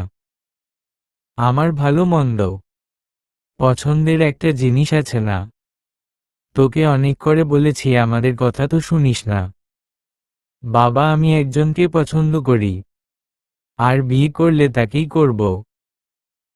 আমরা এতদিন তোমাকে বিয়ের কথা বলছি, তাহলে সেটা আমাদের জানাতে পারতে, তাহলে জানাওনি কেন? এখন বিয়ে ঠিক করে ফেলেছি, আর তোমার সেই ছেলের সাথেই বিয়ে হবে। তাছাড়া যার সাথে বিয়ে ঠিক করেছি তার সাথে তোমার বিয়ে আমি সেই ছোটবেলা থেকেই ঠিক করে রেখেছি। কি আর আমাকে বলনি কেন? তোকে বলতে চেয়েছিলাম কিন্তু তুই তো দেশের বাইরে চলে গেলি। যাই হোক, এই দেখ ছেলের ছবি। এটা বলে আশরাফ নিজের পকেটে থেকে একটি ফটো রাখলো উল্টো করে। বাবা, আমি এই ছেলেকে বিয়ে করতে পারবো না। আমি একজনকে পছন্দ করি। ওই সব বাদ দেও, তুমি ছবিটি দেখো, নিশ্চয়ই পছন্দ হবে তোমার। ভোর আর বাড়িতে থাকবো না, কাল সকালে উঠে চলে যাব। এটা বলে লাবণী কফির কাপ রেখে সেখানে থেকে উঠে চলে যেতে নিল। কিন্তু লাবণীর মা তাকে ডেকে ছবি নিয়ে যেতে বলল। একবার তো ছবি নিয়ে গিয়ে দেখ, যদি পছন্দ না হয় তারপর না হয় অন্য কিছু ভেবে দেখা যাবে। লাবণীর রাগ দেখিয়ে আবার ঘুরে এসে ছবিটা নিয়ে গেল দুমড়ে মুছে। এই মেয়েটাকে নিয়ে আর পারি না, কখন যে কি করে। ওগো, যদি আবার কাল সকালে বাড়ি থেকে চলে যায়। আরে যাবে না, দেখো নিয়ে, ছেলেকে তার পছন্দ হবেই। আমার কথা মিলিয়ে নিও। লাবণী রাগ দেখিয়ে চলে গেল নিজের রুমে। তারপর বিছানায় গিয়ে উপর হয়ে শুয়ে পড়ল। নিজের ফোন হাতে নিয়ে দেখল যে মাহিম ফোন করছিল। তাই লাবণী ব্যাক করল। সাথে সাথে মাহিম ফোন রিসিভ করল। মনে হচ্ছে ফোনে কাছে বসেছিল। তুমি মনে হচ্ছে ফোনে কাছে বসেছিলে যে আমি কখন ফোন ব্যাক করব। হ্যাঁ, কয়েকবার ফোন দিয়েছি কিন্তু আপনাকে তো পাচ্ছি না। কোথায় ছিলেন ম্যাম? ফোন ধরছেন না, আমার অনেক চিন্তা হতেছিল। আমি ফোন ধরিনি তাই এত চিন্তা। আমি তোমার কি হয় যে তুমি আমার জন্য চিন্তা করবে? আসলে মাহিম কিছু বলতে গিয়ে থেমে গেল, কারণ সে আজ কিছু বলতে চায় না। কি হলো, কিছু বলছো না যে? কি বলতে গেলে? তেমন কিছু না। ও আচ্ছা, কাল তাড়াতাড়ি চলে এসো, আরেকবার রিহার্সাল করে নিবে। আচ্ছা ম্যাম। আচ্ছা মাহিম, কাল দেখা হবে। আমার মাথা ব্যথা করছে, এখন একটু রেস্ট নিব। অন্য দিনের তুলনায় তারা দুইজন আরো কম কথা বলল। মাহিম সাথে কথা বলে লাবণী নিজের বিছানায় দেখল একটা কাগজ পড়ে আছে। এরপর তার মনে পড়ল এটা সেই ছেলের ছবি। লাবণী কি মনে করে ছবিটা হাতে নিল। কুচরো বুচরো ছবিটা শার্ট করল দেখার জন্য যে তার বাবা কোন ছেলে তার জন্য পছন্দ করল। ছবিটা যখন সম্পূর্ণ ভাঁজ খুলল, তখন সেটা দেখে বৃষ্টি তো অবাক হয়ে গেল। এটা কিভাবে সম্ভব? ভাবতে বৃষ্টি বেশি অবাক হচ্ছে। এটা কিভাবে সম্ভব? বাবা তাহলে মাহিমের ছবি আমাকে দিছে, তার মানে বাবার পছন্দের ছেলেটি হলো মাহিম। এটা মনে আসতেই লাবণীর মুখে হাসি ফুটে উঠল। তাড়াতাড়ি করে সে ছবিটা ভালো করে দেখল এবং নিজের বুকের সাথে জড়িয়ে ধরল। হঠাৎ লাবণী কিছু একটা মনে পড়তেই নিজের বিছানা থেকে নেমে দৌড়ে নিজের রুম থেকে বেরিয়ে ড্রয়িং রুমে চলে আসল। এসে দেখল যে তার মা বাবা বসে গল্প করছে। মা বাবা, আমি বিয়ে করতে রাজি আছি, তোমরা যেই ছেলের সাথে আমার বিয়ে ঠিক করেছ।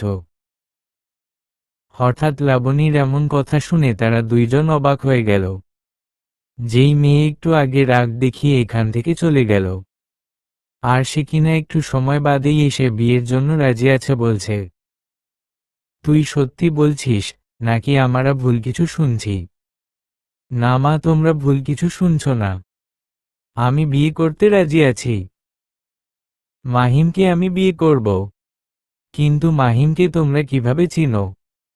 আরে মাহিম হলো তোর সাগর আঙ্কেলের ছেলে। বিদেশে গিয়ে তো সবাইকে ভুলে গেছিস, কারো সাথে যোগাযোগ রাখিস নাই। সে যাই হোক, আজ কয়দিন দেখছি তুই মাহিমের সাথে ঘুরে বেড়াচ্ছিস, তাই বিয়েটা দিয়ে দিব ঠিক করলাম। আমার সাথে যে মাহিমের বিয়ে সেটা কি মাহিম জানে? না, তাকে এখনো জানানো হয়নি। তাহলে সাগর আঙ্কেলকে বলে দেও মাহিমকে কিছু না জানাতে। কিন্তু এটা কেন বলবো? উফ বাবা, আমি যেটা বললাম সেটা করবে নাকি আমি আবার রেগে যাব? আচ্ছা আচ্ছা ঠিক আছে, আমি ফোন করে সব বলছি, তবু তুই রেগে যাস না। আমি এখানে বসছি, তুমি ফোন করে এখনই জানিয়ে দেও। লাবণীর জেদ করে তার বাবার পাশে বসে পড়ল। আশরাফ নিজের ফোন বের করে সাগরকে ফোন করল এবং লাবণীর বলা কথাগুলো বলল। সাগর সাহেব ও লাবণীর কথায় রাজি হয়ে গেল। তারা কেউ বুঝতে পারছে না লাবণীর মনে কি চলছে। এখন শুধু সময়ের অপেক্ষা। সামনে কি হতে চলেছে? আজ ড্যান্স কম্পিটিশন, তাই মাহিম আর তার বন্ধুরা অনেক আগেই চলে এসেছে। তারা এসে একটু রিহার্সাল করে নিল। লাবণী সঠিক সময় চলে আসল। তোমাদের আর প্র্যাকটিস করতে হবে না, অনেক হয়েছে, ইনশাআল্লাহ তোমরা প্রথম হবে। এখন রেডি হয়ে নেও, স্টেজে গিয়ে দেখা হবে, আমি এখন যাই।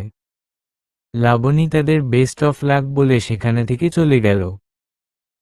মাহিম ও তার বন্ধুরা রেডি হয়ে নিল। সকাল 10টা। এক এক করে সবাই স্টেজে হাজির হয়ে গেল। প্রধান দর্শক ছাড়াও আরও অনেকে উপস্থিত হলো। আজকে আমাদের এখানে ড্যান্স কম্পিটিশন হবে, আর আপনাদের সামনে উপস্থিত আছেন দেশের নামকরা বিজনেসম্যান ও ভার্সিটির প্রফেসর। তাছাড়া এখানে উপস্থিত আছে জুরি বোর্ড, যাদের সিদ্ধান্ত চূড়ান্ত বলে গণ্য হবে। একজন মাইকে করে ঘোষণা করে দিল। সবাই লাইনে দাঁড়ালো। প্রথমে 3জন মেয়ে আসল। তারা খুব সুন্দর নাচ করল। নিজেদের নাচ শেষ করে তারা পাশে গিয়ে দাঁড়ালো।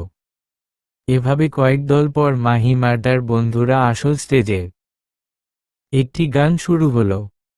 মাহিম লাবণীর দিকে তাকালো। লাবণী ইশারা দিয়ে বেস্ট অব লাক বলল। মাহিম ও তার বন্ধুরা নাচ শুরু করল। দর্শকেরা হাততালি দিয়ে লাগল। কেউ কেউ আবার শীষ বাজাতে লাগল।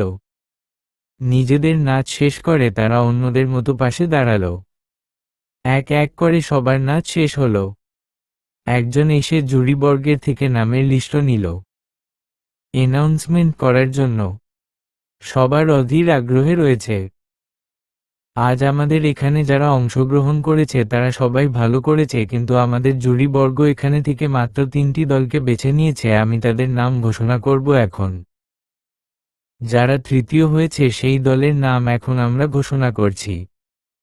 তৃতীয় হয়েছে সাফি আর তার দলের ছেলেরা। সবাই হাততালি দিতে লাগলো। খুশি হলো না, কারণ সে আশা করেছিল যে প্রথম হবে তারা। এবার মাইকে বলতে লাগলো যে দ্বিতীয় হয়েছে নীলা ও তার বন্ধুরা। এবারও সবাই করতালি দিয়ে শুভেচ্ছা জানাতে লাগলো। এবার সবাই ওদের আগ্রহে রয়েছে যে প্রথম হয়েছে কাদের দল। মাহিম ও তার বন্ধুরা তো অধীর আগ্রহী রয়েছে, কারণ দ্বিতীয় ও তৃতীয় এর নাম ঘোষণা হয়ে গেছে। এখন শুধু প্রথম যারা হয়েছে তাদের নাম ঘোষণার পালা বাদ আছে, কিন্তু তাদের নাম এখনো থাকছে না। প্রথম হয়েছে। একটু থামল। মেয়েটি সবার দিকে তাকিয়ে দেখল কেমন আগ্রহ নিয়ে তাকিয়ে আছে তার দিকে। এটা দেখে মেয়েটি মুচকি হাসল এবং নাম ঘোষণা করল। প্রথম হয়েছে মাহিম ও তার বন্ধুরা। এটা শুনে তো মাহিম ও তার বন্ধুরা লাফ দিয়ে একে অপরের জড়িয়ে ধরল। তারা তো অনেক খুশি হয়ে গেছে। তারা ভাবতেই পারছে না যে তারা 4জন প্রথম হবে। তাদের পাশে যারা দাঁড়িয়ে ছিল তারা মাহিমদের কংগ্রাচুলেশন জানালো। মাহিম ও তার বন্ধুরা স্টেজে আসো পুরস্কার নেওয়ার জন্য। ডাক শুনে তারা 4জন স্টেজে উঠে আসলো। প্রধান অতিথি তাদের হাতে পুরস্কার তুলে দিল। এক করে দ্বিতীয় এবং তৃতীয় ব্যক্তিদের হাতে পুরস্কার তুলে এবার বাকি অনুষ্ঠান চলতে লাগলো। তারপর, ম্যাম আপনাকে অনেক ধন্যবাদ। আপনি আমাদের শেখানোর জন্য অনেক পরিশ্রম করেছেন আর আপনার জন্যই আমরা প্রথম হয়েছি। আরে মাহিম, আমি জানতাম তোমরা প্রথম হবে, কারণ তোমাদের ভিতর ট্যালেন্ট আছে। আসলে ম্যাম, আজ রাতে আমরা একটা পার্টির আয়োজন করেছি। আপনি যদি আসতেন তাহলে খুব ভালো হতো। ঠিক আছে। কোথায় করেছো পার্টির আয়োজন? এই তো পাশে একটা রেস্টুরেন্টে করেছি। শুধু খাওয়া দাওয়া হবে? আমরা এতটা খারাপ নয় যে মদ খাবো। ওকে। সঠিক টাইমে আমাকে পিক আপ করতে চলে এসো আমার বাড়ির সামনে। আচ্ছা। লাবণী ভার্সিটি থেকে বেরিয়ে গেল। মাহিম ও তার বন্ধুরা খুশি মনে সেখানে থেকে চলে গেল। মাহিম নীল পাঞ্জাবি পরে চুলগুলো ভালো করে ঠিক করে রুম থেকে বের হলাম। তাকে দেখে তো তার বোন অবাক হয়ে গেল যে নিজের ভাই এত সুন্দর করে যাচ্ছে। কিরে ভাইয়া, এখন কোথায় যাচ্ছিস? বন্ধুদের সাথে একটু খাওয়া দাওয়া আছে, তাই বাইরে যাচ্ছি। আমার জন্য বাইরে থেকে ফুচকা নিয়ে আসবে। মনে থাকে নিয়ে আসবো, এখন সামনে থেকে সর। মায়াকে পাশ কাটিয়ে মাহিম নিজের বাসা থেকে বেরিয়ে গেল। নিচ থেকে নিজের বাইক নিয়ে নিজের বাড়ি থেকে বের হলো। সোজা এসে লাবণীর বাসার সামনে থামল। ফোন বের করে লাবণীকে কল করল। কিছু সময় পর লাবণী বাড়ি থেকে বের হলো। তাকে দেখতে অসম্ভব সুন্দর লাগছে। নিজের চোখ ফেরাতেই পারছে না মাহিম। লাবণী এসে মাহিমের চোখের সামনে তুড়ি বাজালো। এভাবে হা করে তাকে কি দেখছো? দেরি হয়ে যাচ্ছে না তোমার? তাড়াতাড়ি চলো। তাড়াতাড়ি উঠে বসো। লাবণী মাহিমের ওর পিছনে উঠে বসল। মাহিমের কাঁধের উপর হাত দিলে বাইক চালাতে বলল। তারা কিছু সময় পরই নিজে ঠিক করে রেস্টুরেন্টে চলে আসলো। আগে থেকে সেখানে মাহিমের ওর বন্ধুরা অপেক্ষা করতেছিল। তারা একসাথে সবাই রেস্টুরেন্টের ভিতরে প্রবেশ করল। তাদের ঠিক করা স্পেশাল টেবিলে গিয়ে তারা বসল। আগে থেকে সবকিছু অর্ডার করা ছিল, এই জন্য তারা বসার সাথে সাথেই ওয়েটার এসে খাবার দিয়ে গেল। সবাই আড্ডা দিতে দিতে খাওয়া দাওয়া সেরে নিল। তোমরা বসো, আমি বিল মিটিয়ে দিয়ে আসছি। সেটা দরকার হবে নেই, কারণ আমরা আগে থেকেই সবকিছু ঠিক করে নিয়েছি। এখন আমরা এখান থেকে নদীর পাড়ে যাব, সেখানে একটু সময় কাটিয়ে বাসায় যাব। ঠিক আছে, চলো, তোমাদের সাথে আমিও যাব। নাকি সেখানে মদের ব্যবস্থা আছে? থাকলে সমস্যা নেই, এইসব অভ্যাস আমার আছে। আরে না না, আমরা তো আগে বললাম যে আমরা এইসব খাই না, শুধু একটু ঠান্ডা পানি খাবো। ওকে, চলো। তারা আবার রওনা দিল। লাবণী মাহিমের বাইকের পেছনে বসল। এটা মাহিমের খুব ভালো লাগছে যে লাবণীকে নিজের বাইকের পিছনে নিয়ে বসিয়ে ঘুরে বেড়ানো হচ্ছে। কিছু সময় পর তারা নদীর পাড়ে চলে আসো। আগে থেকেই একটা নৌকায় ঠিক করা ছিল, তারা সেই নৌকায় উঠল এবং মাঝিকে বলে নদীর মাঝখানে গেল। নৌকার চারপাশে অন্ধকার। মাহিম, আমরা কোথায় যাচ্ছি? আমি কিন্তু সাঁতার জানি না। কোন ব্যাপার না, আমরা আছি ম্যাম। তারা কথা বলতে বলতে নদীর মাঝে চলে আসল। হঠাৎ নৌকায় চারপাশে আলো জ্বলে উঠল। লাবণী খেয়াল করল মাহিম তার সামনে বসে আছে আর তার হাতে একতরা ফুল। আপনাকে যখন প্রথম দেখছি তখনই নিজের অজান্তেই আমার মন আপনাকে দিয়ে দিয়েছি, ভালোবেসে ফেলেছি নিজের থেকেও বেশি। আপনি কি আমাকে আপনার মনে অধিকার দিবেন, বিয়ে করবেন আমাকে? মাহিমের কথা শুনে লাবণী কি বলবে তার মাথায় আসছে না। হঠাৎ লাবণী তার হাত থেকে ফুল নিল। মাহিম তো খুশি হয়ে গেল, কিন্তু হঠাৎ তার মনটা ভেঙে গেল। নদীর মাঝখানে নৌকায় উপরে মাহিম, লাবণী আর তার বন্ধুরা। হঠাৎ নৌকায় আলো জ্বলে উঠল।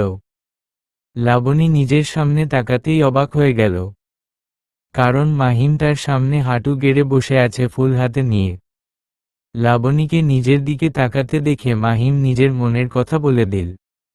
লাবণী তো তার দিকে অবাক হয়ে তাকিয়ে আছে। তাকিয়ে থাকা দেখে মাহিম তাকে বলল, ম্যাম, ফুলটা নিয়ে উত্তরটা দিবেন। মাহিমের কথা শুনে লাবণীর ধ্যান ভাঙল।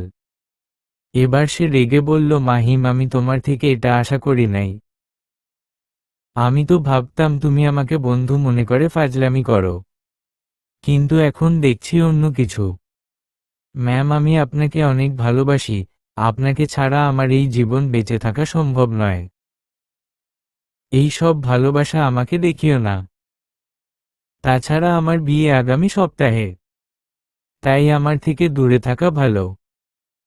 লাবণী ফুল নিল না, বরং নিজে ব্যাগ থেকে একটা বিয়ের কার্ড বের করে ধরল, এই নেও, এটা বিয়ের কার্ড, এখানে সব লেখা আছে। মাহিমের চোখ থেকে পানি গড়িয়ে পড়ল। তার হাত থেকে ফুল পড়ে গেল। মাহিমের বন্ধুরা তাকে ধরল। মাহিম তাদের থেকে নিজেকে ছাড়িয়ে নিয়ে উঠে দাঁড়ালো। লাবণীর একদম কাছে চলে গেল। ম্যাম, আমি সত্যি আপনাকে নিজের থেকেও বেশি ভালোবাসি, সেটা আপনি কেন বুঝতে পারছেন না? দেখো, তুমি আমার জুনিয়র, তাই এই সব ভূত মাথা থেকে ঝেড়ে ফেলো। তোমাদের সাথে আসায় আমার ভুল। এখনই আমাকে নদীর পাড়ে নিয়ে চল। তোমাদের সাথে আমি এক মুহূর্ত থাকতে চাচ্ছি না। মাহিম লাবণীর মুখের দিকে কিছু সময় তাকিয়ে রইল। এরপর মারুফকে ইশার দিল নদীর পাড়ে যাওয়ার জন্য। মাহিমের কথা মতো তারা পাড়ে চলে আসল। এক এক করে সবাই নৌকা থেকে নামল। লাবণী যাবার আগে তাদের সবাইকে গেল, তোমাদের সবাইকে আমার বিয়েতে আমন্ত্রণ রইল। আশা করছি সবাই যাবে। আর হ্যাঁ, গিয়ে যেন কোন সিন ক্রিয়েট না করো। লাবণী চলে গেল। মাহিম তার চলে যাবার দিকে তাকিয়ে রইল। রাজু এসে মাহিমের কাঁধে হাত রাখল। হয়তো সে তোর কপালে ছিল না, এই জন্য তোর হয়নি সে। রাজুর কথা শুনে মাহিম তাকে জড়িয়ে ধরে কান্না করতে লাগল। মাহিমের বন্ধুরা তাকে সান্ত্বনা দিতে লাগল। অনেক রাত হয়েছে কিন্তু মাহিম বাসায় ফিরেনি। এটা নিয়ে মিলি অনেক চিন্তা করতে লাগল। এটা দেখে সাগর বলল, এত চিন্তা করো না, দেখো গিয়ে কোন বন্ধুর সাথে আড্ডা দিচ্ছে, আজ তারা জিতে গেছে এই জন্য। কিন্তু তাই বলে ফোন বন্ধ কেন? আগে তো এমন হয়নি। তুমি তার বন্ধুদের কাছে কল দেও। সাগরের কথা শুনে তিনি খুব জলদি করে মারুফের নাম্বারে কল করল। কিছুক্ষণ বাদে মারুফ ফোন ধরল। হ্যালো আন্টি, বলেন। মারুফ, মাহিম আছে তোমার সাথে? জি আন্টি, আজ আমরা 4 বন্ধু একসাথে আছি। মাহিমের কাছে দেও তো, মাহিমের ফোন বন্ধ বলছে কেন? আসলে মাহিমের ফোনে চার্জ শেষ, এই জন্য, তাছাড়া মাহিম ঘুমাচ্ছে। আমি কি ডেকে দিব? না থাক, এখন ঘুমাচ্ছে ঘুমাক, কিন্তু কাল সকালে তাড়াতাড়ি বাসায় চলে আসতে বলবে। মারুফের সাথে কথা বলে ফোন কেটে দিল। সাগরকে তিনি বলে দিলেন মাহিম তার বন্ধুদের সাথে আছে। তারা দুইজন ঘুমাতে গেল। অন্যদিকে মাহিমের চোখে ঘুম নেই। নির্ঘুম রাত পাড়ি দিতে হচ্ছে তার। বেকনিতে আকাশের দিকে তাকিয়ে আছে। হাতে সিগারেট জল জল করছে। মাঝে মাঝে সিগারেট টান দিচ্ছে। এইভাবে সে 1 প্যাকেট সিগারেট শেষ করে ফেলছে। রুমের ভিতর থেকে হাবিব ফিরে আসল। এত সিগারেট খাস না, তুই জীবনে এত খাসনি, আজ আমাকে বাধা দিস না। তোরা গিয়ে ঘুমা, আমাকে ডিস্টার্ব করিস না। এত সিগারেটের গন্ধে রুমে কি থাকা যাচ্ছে? মাহিম তার কথায় পাত্তা দিল না। নিজে গভীর চিন্তায় মগ্ন। লাবণী নাস্তা টেবিলে বসে আছে। রাতে তার ঘুম হয়নি কারণ মাহিমকে যে সে কষ্ট দিয়ে এসেছে। মাহিম কেমন আছে এটা ভাবতেই তার বুক কেঁপে উঠছে বারবার। কি হলো, তুই কি নিয়ে চিন্তা করছিস? না আব্বু, কিছু না। তোর বিয়ে দাওয়াত সবাইকে দেওয়া হয়ে গেছে। তুই কি আর কাউকে দিবি? না বাবা। তারা কথা বলতে লাগল। অন্যদিকে সকাল 10টায় মাহিম নিজের ফ্ল্যাটে চলে আসল। মায়া দরজা খুলে দিলে নিজের ভাইকে দেখে অবাক হয়ে গেল। তাকে একদম বিদ্যুৎ লাগছে। এমন দেখে মায়া তাড়াতাড়ি তার মা বাবাকে ডাকল। মায়ের ডাক শুনে তারা নিজেদের রুম থেকে বেরিয়ে আসল। মাহিম, তোর কি হয়েছে? রাতে কি ঘুমাসনি? তোর চোখ মুখ এমন লাগছে কেন? আমার কিছু হয়নি মা, কাল একটু আড্ডা দিচ্ছি জেগে থেকে, তাই। আমি এখন গিয়ে ঘুমাবো, কেউ ডিস্টার্ব করবে না। এটা বলে মাহিম যেই নিজের রুমের দিকে পা বাড়াবে এমন সময় নিজের বাবার ডাক শুনে পা থেমে গেল। মাহিম, আমরা তোমার বিয়ে ঠিক করেছি। আর সামনে শুক্রবার তোমার বিয়ে। নিজের বাবার মুখে এমন কথা শুনে অবাক হয়ে আর দিকে তাকিয়ে রইল। এভাবে অবাক হয়ে তাকিয়ে থেকে লাভ নাই। আমার বন্ধুর মেয়ের সাথে তোমার বিয়ে ঠিক করেছি। আমাকে না জানিয়ে তুমি হঠাৎ বিয়ে ঠিক করতে গেলে কেন? আমি এখন এই বিয়ে করতে পারবো না। আমি তোমার মতামত জানতে চাইনি। আমি শুধু তোমাকে জানিয়ে রাখলাম, নিজেকে প্রস্তুত রাখার জন্য। আমি এখনো পড়াশোনা শেষ করি নাই। তারপর আবার বিয়ে করব পারবো না আমি। তুই কি কাউকেই পছন্দ করিস, মিলি? মায়ের কথা শুনে মাহিম কোন এক ভাবনার মাঝে পড়ে গেল। ছেলেকে এইভাবে ভাবতে দেখে মিলি ভ্রু কুঁচকে তাকাল। আবার তাকে জিজ্ঞেস করল। মায়ের কথায় মাহিম ভাবনা থেকে বেরিয়ে এসে বলল, আমার কাউকে পছন্দ নেই। তাহলে বিয়ে করতে সমস্যা কি? তাছাড়া আমি সবাইকে জানিয়ে দিয়েছি তোর বিয়ে। এখন যদি রাজি না হস তাহলে আমার মরা মুখ দেখবি। সব কিছু কি শুধু মাহিমের সাথে হওয়া লাগে? নিজের মায়ের মুখের দিকে তাকিয়ে রইল। তারপর বিয়েতে সম্মতি দিয়ে জোর পায়ে হেঁটে নিজের রুমে চলে গেল আর ধপ করে দরজা লাগিয়ে দিল। সবাই কেঁপে উঠল। মা, তুমি খুব জিনিয়াস। কিভাবে ভাইয়াকে বিয়েতে রাজি করিয়ে নিলে? বেশি কথা না বলে তোর ভাইয়ের জন্য খাবার নিয়ে যা। আর সাগর, তুমি ওদিক সব ঠিক আছে নাকি দেখো। আর বাসা সাজানোর জন্য মানুষ আসল না তো। খুব তাড়াতাড়ি চলে আসবে, তবুও আমি ফোন করে দেখছি আরেকবার। অন্যদিকে মাহিম নিজের রুম বসে আছে। একের পর এক সিগারেট খেয়ে চলেছে। হাতে তার নিজের ফোন, আর ফোনে লাবণীর পিক, যেটার দিকে গভীরভাবে তাকিয়ে আছে মাহিম। মুখে তার মলিন হাসি। আর কিছুদিন পর এই মেয়েটি অন্যের ঘরের বউ হবে। ভাবতে অবাক লাগে, আমার সব আশা শেষ। আমি তো তোমাকে ভালোবাসি, তাহলে বাবা মায়ের পছন্দের মেয়েকে কিভাবে বিয়ে করে সুখে থাকব?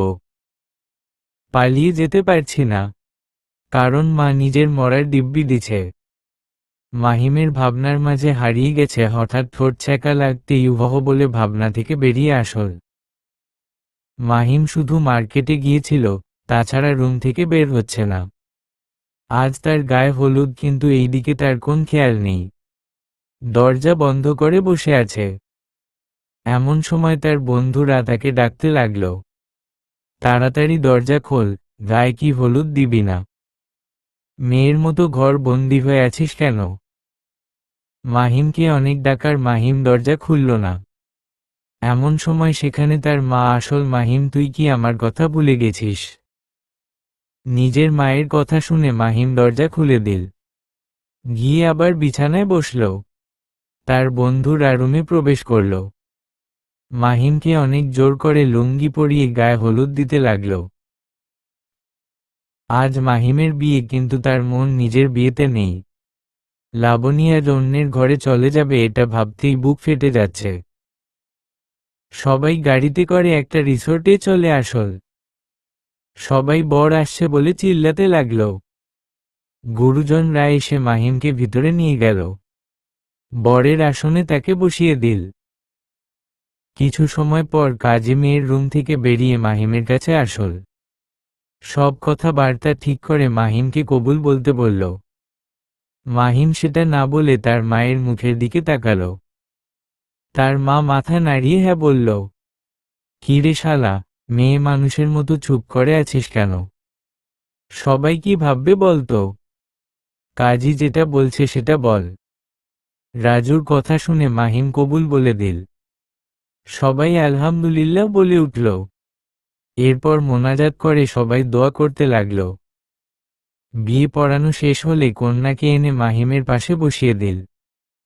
বউয়ের মাথায় বড় ঘোমটা, তাই কেউ চেহারা দেখতে পারল না। কনের কাজিন এসেই তার মাথায় ঘোমটা তুলে দিল। মাহিমের বন্ধুরা তাকে দেখে তো অবাক হয়ে গেল, কারণ দোস্ত, তোর কার সাথে বিয়ে হচ্ছে জানিস? কার সাথে? আবার আমার বাবার বন্ধু মেয়ের সাথে। দোস্ত, ভাবির দিকে তাকা, দেখবি তুই ক্রাশ খেয়ে যাবি। সেটার দরকার হবে না, সবাই খেতে গেছে, তুইও যা। আমরা তো তোর সাথে খেয়েছি, আর খেতে ইচ্ছে করছে না। মাহিম আর কথা বাড়ালো না, সে এক দৃষ্টিতে তাকিয়ে আছে সামনে। সবাই তাদের ছবি তুলছে। দেখতে দেখতে বিকেল হয়ে গেল। এবার বউ নিয়ে যাওয়া পালা। বউ নিজের পরিবারের সবার কাছে গিয়ে কান্না করতে লাগল। এই সব দেখার ইচ্ছা মাহিমের একদম নেই, তাই সে আগেই গাড়িতে উঠে বসল। কিছু সময় পর মেয়েটিকে তুলে দেওয়া হলো। সে এখনো কান্না করেই যাচ্ছে। মাহিম তার দিকে না তাকিয়ে নিজের রুমাল এগিয়ে দিল চোখ মুছে দেওয়ার জন্য। মাহিমদের বাসার সামনে এসে গাড়ি থামল। সবাই গাড়ি থেকে নেমে বরের গাড়ির সামনে এসে দাঁড়াল। মাহিমের মা তাড়াতাড়ি করে মিষ্টি নিয়ে আসল। মাহিম কারো সাথে কোন কথা না বলে বাড়ির দিকে হাঁটা দিল। সবাই তার চলে যাওয়ার দিকে তাকিয়ে আছে। মিলি নিজেই বৌমাকে মিষ্টি খাইয়ে বাড়ির ভিতরে নিয়ে গেল। মাহিম সাদে চলে গেছে সোজা। আর লাবণীকে ড্রয়িং রুমে বসিয়ে রাখা হয়েছে। এমন সময় মাহিমের এক চাচি এসে সবার সামনে বলল, আমার মাহিমের থেকে মেয়ের বয়স তো বেশি মনে হচ্ছে, এ তুই কি দেখে ছেলের বিয়ে দিলি? দেখো বউ, আমার ছেলের বিয়ে আমি যার সাথে দিই না কেন সেটা আমার ব্যক্তিগত ব্যাপার। এই জন্য হয়তো মাহিম মেনে নেয়নি, তার আচরণ দেখেই মনে হচ্ছে। এই বিষয়ে একটা কথা শুনতে চাই না। তারপর রাত 12টা বেজে গেছে কিন্তু মাহিম এখনো রুমে যায়নি। ছাদে দাঁড়িয়ে আছে। তার বন্ধুরা অনেক সময় থেকে বুঝাচ্ছে কিন্তু কাজ হচ্ছে না। দোস্ত তুই রুমে যা, গেলেই চমকে যাবি। কি সুন্দর আমাদের ভাবি। তোরা চুপ করতো। এই মন লাবণীকে কে দিয়েছি? তাই অন্যজনের কথা ভাবতে চাই না। এমন সময় মিলি, মা, উপরে আসল। নিজের ছেলেকে খুব রাগ করল। মাহিম এখনো দাঁড়িয়ে আছো কেন, তাড়াতাড়ি রুমে যাও। মাহিম মায়ের ঝাড়ি শুনে দ্রুত নিচে নেমে গেল। নিজের রুমে সামনে এসে অবাক হয়ে গেল কারণ তার কাজিনরা দাঁড়িয়ে আছে। ভাইয়া তাড়াতাড়ি আমাদের 10,000 টাকা দেও, না হলে ঢুকতে দিব না। না দিলেই ভালো, আমি তাহলে চলে যাচ্ছি। মাহিম যখন পা বাড়াবে তখন তার বোন দরজা ছেড়ে দিল। ঠিক আছে, তোর টাকা দিতে হবে না, তুই রুমে যা। সবাইকে কিছু বুঝিয়ে মায়া চলে গেল। মাহিম নিজের রুমে প্রবেশ করল। দরজা লাগিয়ে একটু হেঁটে যেতেই বিছানায় উপর ঘোমটা মাথায় দিয়ে একজন নারীকে বসে থাকতে দেখল যে কিনা তার বউ, কিন্তু এখন পর্যন্ত তার মুখ দেখেনি। প্রয়োজন মনে করল না। মেয়েটি এসে মাহিমকে সালাম করতে গেল কিন্তু মাহিম বাধা দিল। দেখুন, আপনি সবসময় আমার থেকে দূরে থাকবেন। আপনার প্রতি আমার কোন ইন্টারেস্ট নেই। বাবা মায়ের জোড়াজুড়িতে বিয়ে করতে হয়েছে। তাছাড়া আমি একজনকে ভালোবাসি, আর আজীবন তাকেই ভালোবাসব। আমি কখনো আপনাকে বউয়ের মর্যাদা দিতে পারবো না। মাহিমের এই কথা বলতে দেরি কিন্তু মেয়েটি ঘোমটা নামিয়ে মাহিমের কলার চেপে ধরল। কিছুদিন আগেও তো আমাকে ভালোবাসি বললি, তাহলে এখন আবার কোন শাকচুন্নিকে মন দিয়েছিস? মাহিম তো অবাক হয়ে গেছে কারণ তার সামনে বউ রূপে আছে লাবণী ম্যাম। আপনি এখানে? তো কাকে আশা করছিস? আমাকে তো বিয়ে করে আনছিস। একবারের জন্য তো ঘুরে দেখলি না। আর তোর শরীর থেকে সিগারেটের গন্ধ আসছে কেন? যা তাড়াতাড়ি ফ্রেশ হয়ে আসো। আর অজু করে আসো। মাহিম অবাকের রেশ নিয়ে ওয়াশরুমে চলে গেল। অজু করে আসলে লাবণী তার হাত ধরে জায়নামাজে নিয়ে আসল, তারপর সালাত আদায় করল। নামাজ শেষ আল্লাহর দরবারে শুকরিয়া আদায় করল। তারপর লাবণী বিছানায় বসে আছে, আর মাহিম তার সামনে বসে আছে। আপনি তো অন্যজনকে বিয়ে করতে চাইছিলেন, তাহলে কিভাবে কি হলো? মাহিমকে এক এক করে সব ঘটনা খুলে বলল। মাহিম তো অবাক হয়ে শুনছে সব। সবাই এত বড় নাটক করলো আর সেটা মাহিম বুঝতেও পারিনি। সব শুনে মাহিম বলল, সবার উপরে রেগে আছি, সব থেকে বেশি আপনার উপর। এই কয়েকদিন কতটা কষ্ট হয়েছে জানেন? আপনি জানবেন কিভাবে? আপনি তো সব জানতেন, মজা মস্তি করে গেছেন হয়তো। আমিও খুব কষ্টে ছিলাম, তোমাকে সারপ্রাইজ দেওয়ার জন্য একটু অভিনয় করছি, দয়া করে আমাকে মাফ করে দেও। কিন্তু মাহিম কোন উত্তর দিল না, উঠে চলে যেতে লাগলো কিন্তু লাবণী পিছনে থেকে টান মেরে বিছানায় ফেলে দিল এবং মাহিমের উপর উঠে বসল। লাবণী মাহিমের মুখের কাছে মুখ এনে বলল, এই কয়দিন তুমি যে কষ্ট পেয়েছ সেই কষ্ট আমিও পেয়েছি। আমিও যে তোমাকে খুব ভালোবাসি, নিজের থেকেও বেশি খুব ভয় ছিলাম তুমি যদি নিজের ক্ষতি করে বসো। লাবণী এত কথা বললেও মাহিম নিজে একটা কথাও বলল না। লাবণী আবার বলল, এত অভিমান আমার উপর, এত রাগ, ভালোবাসা দিয়ে সব রাগ ভাঙিয়ে দিচ্ছি, দাঁড়াও। এটা বলে মাহিমের ঠোঁটে নিজের ঠোঁট বসিয়ে দিল। দেখল মাহিম কিছু করছে না, তাই লাবণী মাহিমকে ছাড়ল না। মাহিম নিজের কন্ট্রোল হারিয়ে ফেলল। সেও রেসপন্স করতে লাগল। তারপর চারপাশে আজানের ধ্বনি কানে আসছে। ভালোবাসা রাত পার করছে মাহিম আর লাবণী। দুইজনের চোখে ঘুম নেই, মাহিম বুকের উপর শুয়ে আছে লাবণী। আমার জানটা কি এখনো রেগে আছো? এত সুন্দর রাত উপহার দিলে, তাছাড়া আমি তোমাকে ভালোবাসি, রেগে আর থাকি কিভাবে? ভালোবাসি খুব সিনিয়র বউটারে। আমিও তোমাকে অনেক ভালোবাসি পিচ্ছি জামাইটারে। সারা জীবন আমার পাশে থাকবে তো? হুম। মাহিম শক্ত করে লাবণীকে জড়িয়ে ধরল। নিজের মনে মনে নিজের মা বাবাকে ধন্যবাদ দিল। লাবণীকে জড়িয়ে ধরে ঘুমানোর চেষ্টা করল দুইজন। কিছু সময় মাঝে পাড়ি জমালো ঘুমের দেশে। সবাই দোয়া করবেন তাদের দাম্পত্য জীবন যেন ভালো হয়। সত্যিকারের ভালোবাসা হলে নিজেদের মাঝে মিল হবেই। সমাপ্ত।